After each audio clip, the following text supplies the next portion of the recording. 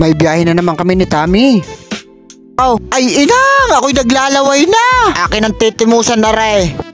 Ay paglabas ko ng bahay din kadilim na pala. Tayo ay may pupuntahan din nilaan sa may bypass. Ako'y pinapapasyal ng aking kaibigan din si Master Jin. Shoutout nga pala sa mga TMG natin. Napakasisipag na mga yan. Gabi na nagtatraffic pa rin. Ako'y kumaliwa muna din at ako'y maggagasolina. Ay napakarami palang naggagasolina din sa refill. Nilaan ho yan sa San Antonio Highway. Refill is gas station. Napakababait pa ng staff. Ay refill, baka naman. Shoutout kay paring Jamel. Iyon ang paawasin yan. Ayun, at may sabaw na, tayo alis na. Mapapansin nyo nga din matraffic. Tayo naman yung nakamotor, tayo sisingit. Ala, counting traffic lang naman, aray maya-maya wala na. Tapos nakita ko pa aking kapatid, yung kinamusta ko. Tinanong ako kung saan daw ako pupunta. Shoutout sa mag-asawang aray, si Monique at saka si Julius Mendoza. Shoutout sa inyong dalawa. Ako'y sumingit na nga din sa may likod ng jeep na aray. Yan. Pero ingat din sa mga singit-singit at baka maipay. Ay, wag naman sana. Aray, ang palengke ng San Pascual, ayan. Kakanan tayo din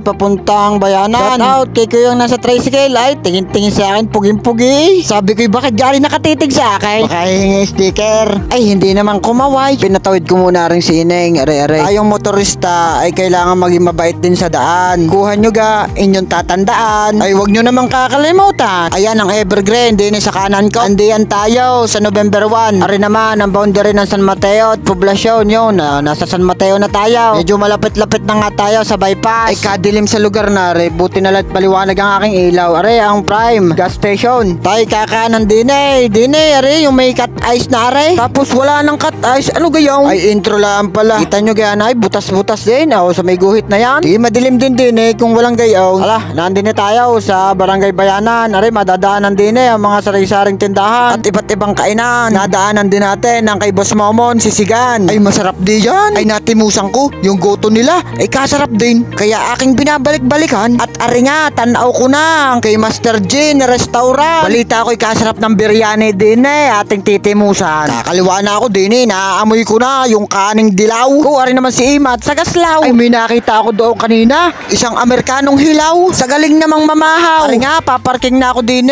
ate na mga ayosin ang parking at nakakahiya din tapos sinalubong ako ng staff nila. Ayaw kababait dyan. Ay bungad sa akin magandang gabi po sir. Ay kagalang ga. Are inyong itong hayay Barako Bistro, biryani ni Insan. Ay parini kayo at inyong timusan. Pagpasok ko din kita nyo naman ay kagandang lugar. Maaliwalas, malamig pa. Sigurado kayo marirelax ang kain nyo din Pagkakain nyo bibili kayo ng ice cream.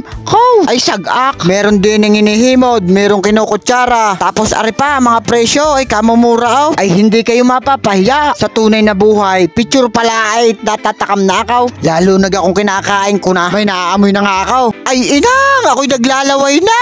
Akin ang titimusan na re. Inyong titigan at wag kukurap. May kamatis. Ano gayon? Sabaw ng kaldereta. Tapos may natamis.